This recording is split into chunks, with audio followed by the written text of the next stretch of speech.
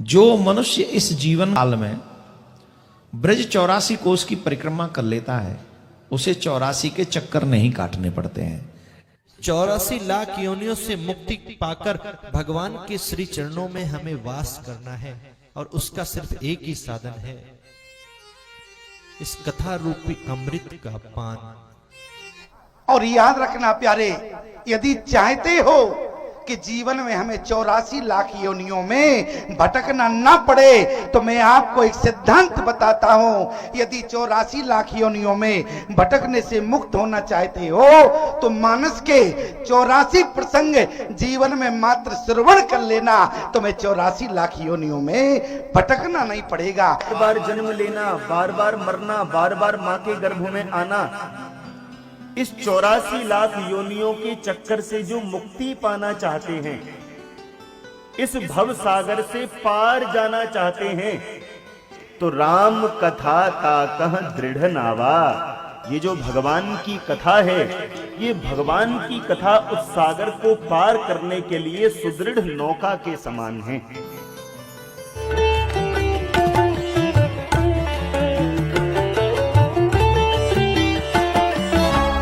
भेड़ पूछ को पंडित पकड़े बादो नदी बिहंगा, गरीब दास वो भवजल डूबे नहीं साध सत्संगा। भेड़ पूछ को पंडित पकड़े, ये आपके गुरुजी कहते हैं, आपको दरिया पार कराने के लिए ऐसा साधन दे रखा है, जैसे कोई ये कह दे कि भेड़ की पूछ पकड़ा दे और कहते इसको लेकर दरिया में बढ़ जा, ये पार कर देगी तुझे। तो वो साधन दरिया को पार करने का नहीं है, ये तो आपको अंडरस्टूड है। भेड़ पूछ के पकड़ने से दरिया पार नहीं हो सकती। इसी प्रकार जो साधनाएं आज तक आप कर रहे थे, वो ऐसी साधना थी मोक्ष कराने के लिए, जैसा आप उद्देश्य ले रहे थे ऐसी थी, जैसे भेड़ की पूछ पकड़कर दरिया पार करते, और वो भी भादों वाली दरिया।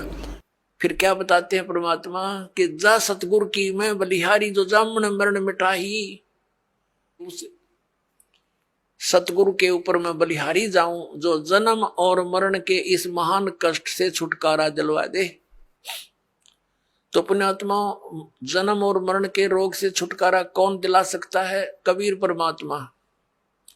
और कबीर परमात्मा का रिप्रेजेंटेटिव, यानी उसके द्वारा, उसका कृपा पात्र, उसकी भक्ति साधना बनाने वाला, बताने वाला संत जो साधना देगा, उस साधना उस भक्ति के कारण वो परम पिता परमात्मा कबीर साहिब आपकी जन्म और मृत्यु का ये नाश कर देगा।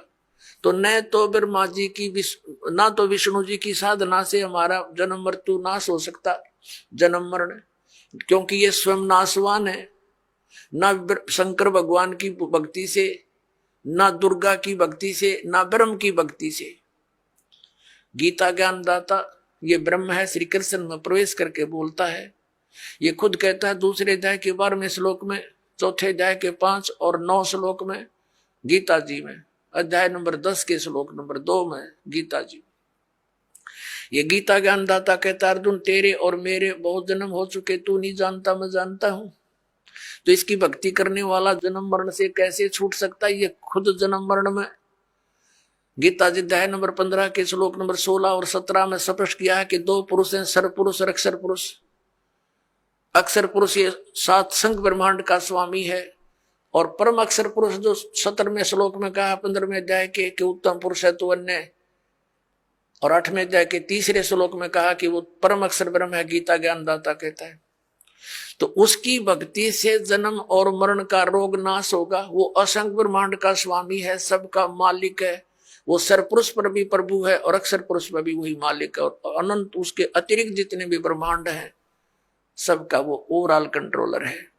तो वो अविनाशी है। तो अविनाशी की भक्ति करने से ये अविनाशी हो सकते हैं, क्योंकि उसके लोक में जाएंगे, जहां जिसकी भक्ति करेंगे उसी को प्राप्त होंगे। तो वहां जाकर के जन्म मरण मिटेगा। यदि सत भक्ति ना की तो फिर क्या होगा? मात पिता तेरा कुटुंब कबीला मसलत एक ठहराई, एक सलाह बन गई सबकी के मर गया भाई, उठाओ उठाओ उठाओ जल्दी करो, कोई लकड़ी ढूंढ लग जाएगा, और कोई उसे उठाकर पट दे जा धरेंगे शमशान घाट पे। कहते हैं मात पिता तेरा कुटुंब कबीला मसलत एक ठहराई, और बांध पिंजड़ी आगे दर दिया मरगट को ले जाही। अग्नि लगा दिया जद लंबा फूक दिया उस ठाई। अब कर दिया काम, वो शरीर नाश तो करना ही था ना, तो उसमें कीड़े चल जा, ये तो ऐसा शरीर है। इस मिट्टी से हमने सोना बनाना था भक्ति करके, और केवल ये पशु पक्षियों जैसे कर्म किए इस मनुष्य शरीर से हमने नाश कर दिया इस भक्ति का, इस मूल धन का। अब जैसे आपका यहां मानुष जन्म है, यहां से मृत्यु हुई, पुण्य के आधार से आप स्वर्ग गए, पाप के आधार से नरक गए। जब आपका स्वर्ग का समय समाप्त हुआ, वहां से तुरंत वहां से बाहर फेंक दिया जाएगा। जैसे यहां मनुष्य जीवन पूरा होते ही आपको बाई फोर्स यहां से निकाल लिया जाता है, फिर नहीं एक सेकंड का भी, एक सांस भी आपको नहीं मिलेगा। और चलो धर्मराज के दरबार में, इतने पुण्य, चलो स्वर्ग में।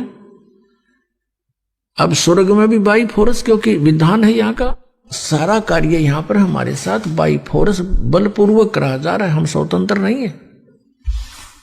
जब तक हम परमेश्वर कबीर जी की शरण में नहीं आते हम परतंत्र हैं। तो जब आप स्वर्ग में गए, स्वर्ग समय पूरा होते ही कहते चलो जबरदस्ती नरक में, नरक का समय पूरा होते ही फिर चलो कुत्ता बनो, कुत्ते का समय पूरा होता है चलो गधा बनो, गधे का समय पूरा होते ही फिर कभी 84 लाख योनियां भोग के फिर मनुष्य जीवन मिल गया, मनुष्य जीवन समय पूरा होते ही फिर चलो, या चलो चलो तो सतलोक में मिटेगी। जैसे किसी ने शराब पी रखी हो और उसको कोई बतावे कि तुम्हारे घर में ऐसी दुर्घटना होगी, वो नो सुनता रहेगा क्या खोल गया, और ना चल सके ना दुख पावे। तो ऐसे आज हमारी ऐसी स्थिति है, ऐसी घटनाएं हो रही हमारे साथ, और फिर भी हम दूसरों का हो रही हम ऐसे देख रहे होगी भाई। तो हमने ये देखना चाहिए कि संत क्या बता रहे, इसका समाधान भी है, हमें डर लगना चाहिए।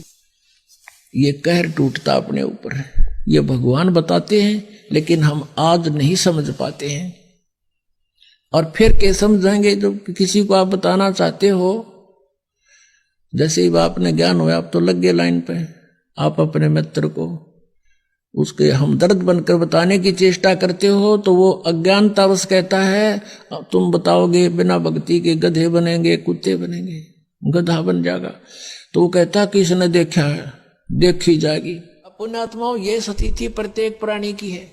जैसे इस दास के साथ प्रारंभ ऐसे बीता, किसी मित्र को, प्यारे को, रिश्तेदार को या वैसे कोई संपर्क में आए व्यक्ति को समझाते थे कि भक्ति करो, क्योंकि जिसके पास अच्छी पोस्ट है, 2 पैसे समय पर प्रयोग करने को हैं, या किसी के पास धन है, अच्छे बिजनेस है, वो सामने गुट्टी लावे और 100 बकवादों में ध्यान उसका रहता है। तो उसे हम कहते कि भैया भक्ति करो, परमात्मा का नाम लो। पहले तो वो कहते किसी ने देखा भगवान। अब देखो पुण्यात्माओं, हमने समझना है, वो तो जैसे बोली वो बोल लेंगे, उनको ज्ञान जितना उतना ही बोलेंगे, और फिर क्या कहते हैं देखी जाएगी जो होगी। अब किसने देखा है? जैसे हम कहते भी भक्ति ना करोगे तो गधे बनोगे, पशु बनोगे, ऐसा भगवान के विधान में है। तो वो क्या कहते हैं देखी जाएगी, किसने देखा है। अब गधा बने पास से के देखी जाएगी, क्या देखोगे? वो तो कुम्हार देखेगा, फिर 2.5 मन का बोरा कमर पर होगा, हाथ में लठ, और जहां स्थान खाली दिखेगा उड़े मारेगा तेरे। अब देखना तो अब देखो, बुराई त्याग दो, भक्ति करो, अपना कल्याण करवाओ। फिर पीछे तू खर की जगह कुरडी चरने जाई, टूटी कमर पजावे चढ़े तेरा कागा मांस गिलाई। ओए फिर तू गधा बनेगा, कमर टूट जाएगी, वजन रखने से जख्म हो जाएंगे, और उस जख्म के ऊपर बोरा रखा जाएगा 2.5 मन का ईंटों का, और जख्म होगा, ऊपर से रेत गिरेगा उस जख्म पर ईंटों का, और फिर चलेगा जब ऐसे रगड़ लगती है उस ईंटों की उस जख्म के ऊपर। पुण्यात्माओं जरा सा यहाँ कोई आपके खरोंच आ जा और उस पर कपड़ा भी लाग जाना, आंखों पानी आता है। और उस समय उस प्लातून के जो टीटी पा गिरा था, पीवा लाव था घुट्टी, और बर्बाद कर दिया मनुष्य जीवन, उसके न समझ में ना आई, यह बात ऐसे बिगड़ेगी। अब गधा बन गया, ऊपर से कमर टूट गई, उस पर ईंट रखी है, ईंट चलते हुए ईंट ऐसे हिलती है उसको कति खुरच देती है। शाम के समय उसको कुमार मार देता लठ के बाहर जाए तू, अब तेरी रसोई भी बाहर बनेगी। बाहर करोड़ियों तो अपना पेट भरता है, काम करता है कुमार के, और वहां कौवे आ जाते हैं उसकी कमर पर बैठ कर उसकी चोंच मार मार कर टूटी हुई कमर को खाते हैं। तो वो बात आज भी याद आती है। वो पहले तो प्लातून बन रहा था, उस मनुष्य जीवन में था, खावा था और फुर कर दे था, और कोई बतावा था कि ऐसे हो जाएगा तेरे साथ, समझ में कती नहीं आवा थी। तो पुण्यात्माओं आज हमारे समझ में सारी आ रही है हमारी कि बिल्कुल या शरीर छूटा ना और या दुर्गति तैयार धरी है, कति बिल्कुल तैयार है। अब किसी का भ्रम ना रहना चाहिए। देखो एक 1000 का नोट है, उस पर लिखा है कि मैं धारक को 1000 रुपये देने का वायदा करता हूं। दास पर लिखा नहीं है, दास बोल सकता है कि मैं उपासक को सर्व सुख और पूरा कंप्लीट मोक्ष देने का वायदा करता हूं, जो नियम है। तो पुण्यात्माओं बिना बताए पता कैसे चले? स्वयं परमात्मा 120 वर्ष रह के चले गए, हम लाल की पहचान करना जानते नहीं, इस कारण से मार खाते रहे। और एक तो कहना होता है विद प्रूफ करूंगा कि इस विषय में किसी के पास ज्ञान नहीं, किसी के पास समाधान नहीं, और कबीर जैसा भगवान नहीं, और इस परमात्मा के दास को जो प्राप्त है कबीर परमात्मा का दिया हुआ ऐसा कोई ज्ञान नहीं है।